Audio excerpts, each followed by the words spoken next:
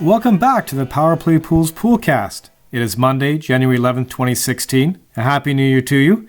And I have with me today the Chief Landscaping Foreman from Impressions, Mike Tubio. How you doing tonight, Mikey? I'm pretty good. How are you doing, Patrick? Not too bad at all, thanks. So thanks, Mike, for joining us on this Poolcast about the landscaping portion of a pool project. In previous Poolcasts, we've talked a lot about how a pool is actually constructed, but I wanted to focus today on the landscaping part of a pool project. Because a lot of clients ask us, well, when does the landscaping work begin and what does it actually entail? So Mike, take us through how we actually install the landscaping portion of a pool project. All right, Patrick, no problem. So usually how our process begins is the pool's already been installed and the pool's all been backfilled. So in this case, we could come in and bring in our clear stone base and lay that around the pool to the area of where we're planning on doing the concrete. And then our next step would be to bring in the forms and start forming up the pool deck. And it's important for the customer to be there usually at this step of the project, because this is where the customer is able to put in their own ideas of the shape of the way they want their concrete and exactly the sizes that they want. So sometimes the design's really good because there's already a good base of what we're going to do with concrete, but sometimes it varies a little bit once you've got the actual shape of it in front of you. And when you have the square footage of that you've already decided on, then we could usually play with where we're going to bump it out a little bit or bring it in, because we want the customer to have the most use of the concrete that they're getting around their pool deck. So what you're saying is that at that stage, before the concrete's poured, the client still has an opportunity to play with the forms a little bit, to say, okay, well, maybe I want a little more concrete here and a little less concrete here. Is that what you're saying? Yeah, exactly. So, like, for example, some people want, say, 3 feet around a pool deck, but then they also want their patio space in an area where they could have a diving rock and an area where they could have a couple of tanning chairs.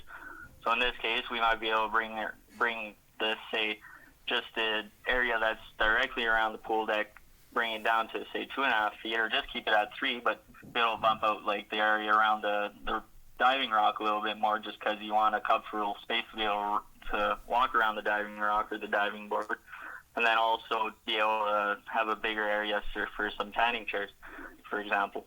So this is a good opportunity to even just bring out some of these patio chairs that you might have and actually put them on the area we're working on, and just kind of getting already a feel for it, right? Absolutely. So let's say the client is uncomfortable with the shape of the pool deck in the backyard. So what's the next step after you have a good sense of where the concrete's going to go? So once we have a good sense of where the concrete's going to go, we're going to basically set all our forms to the proper height. So setting them to grade. So making sure there's slope away from the pool, but also away from if it's sloping away from the house or sloping away from anything where you don't want water to collect. So usually you'd want it to slope or off the property and have the water go out. And then so once we've done that, then we could bring in any additional clear stone that we need for our base, and then we lay our rebar and tie it into the pool. So that's when we have the electrician come in and get him to do the grounding of the pool to the rebar, and then the next step would be an inspection. Sure. And just walk us through, what's the importance of having rebar in the concrete? Well, the importance of having the rebar in the concrete is it's what keeps the structural integrity of the concrete together, right?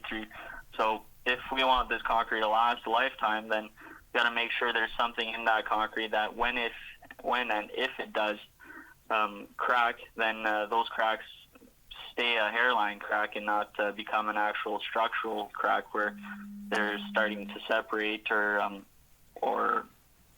come apart and become toe stubbers or trip hazards, right? So we want to make sure that first thing, the rebar helps minimize that cracking, But more importantly, if it does crack, then we're keeping those cracks closed up and not allowing them to come apart or to shift in any way.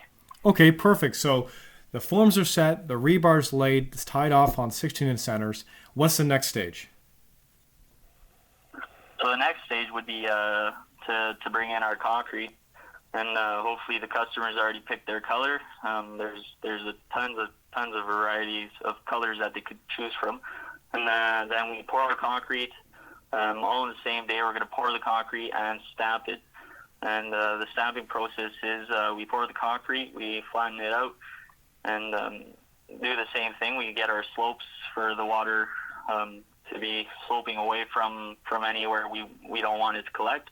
And then we throw our release dust, which is a release agent that allows us to stamp the concrete with rubber mats. This prevents the stamps from sticking. And it also adds a little bit of a two-tone effect in any of the grout lines or any of the textures of the mats, and gives it another tone to the concrete. And then once it's stamped, then we have to leave it for at least 24 hours to dry and cure. And then the following day, we could come back and remove our forms and pressure wash the concrete and clean everything off.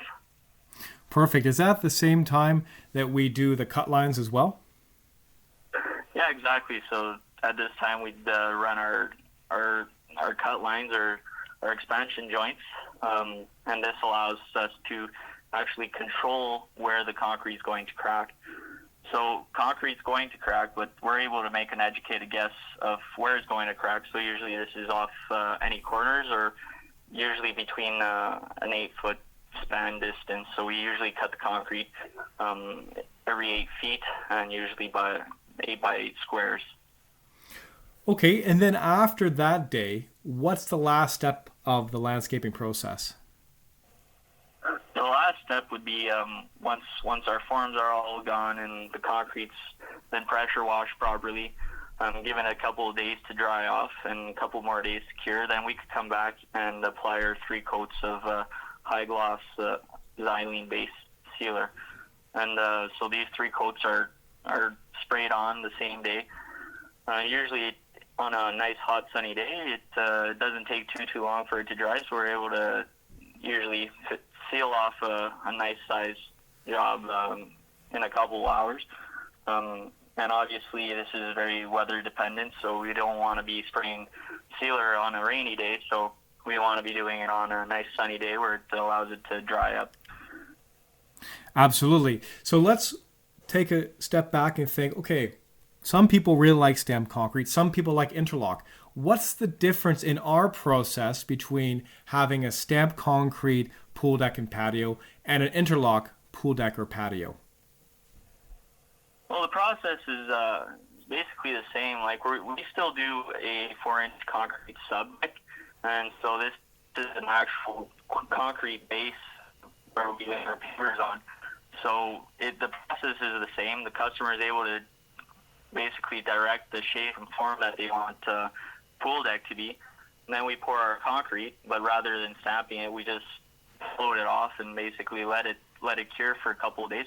And then we could come back, remove our forms, and then we could start laying our interlock brick. And between the interlock brick and the sub deck, we usually use some washed concrete sand. And this allows us to play around with our slopes a little bit, but also allows for drainage underneath the bricks. So what you're saying is when it comes to interlock, the interlock is actually placed on a subdeck of concrete. Is that right?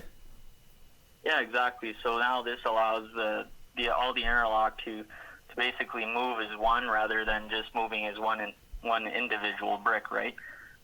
Right, and it really prevents any of the toe stubs that some people might get in a more traditional pool deck with interlock where the stones move individually. Exactly. Well, that was great. Thanks again, Mikey, for taking the time out to explain to us how we installed the landscaping portion of a pool project. You have a great day. Thanks, you too, Patrick. Anytime. And thank you out there for listening. If you have any questions about a new pool installation or on servicing your existing pool, we can be reached through our website, powerplaypools.com, our Facebook page, or give us a call, 613-839-7675. The number again is 613-839-7675. Our store location is at 1148 March Road. We'd love to have you stop by, get your water tested, or just talk about your pool. I'm Patrick Watson. Thanks again, and have a great week.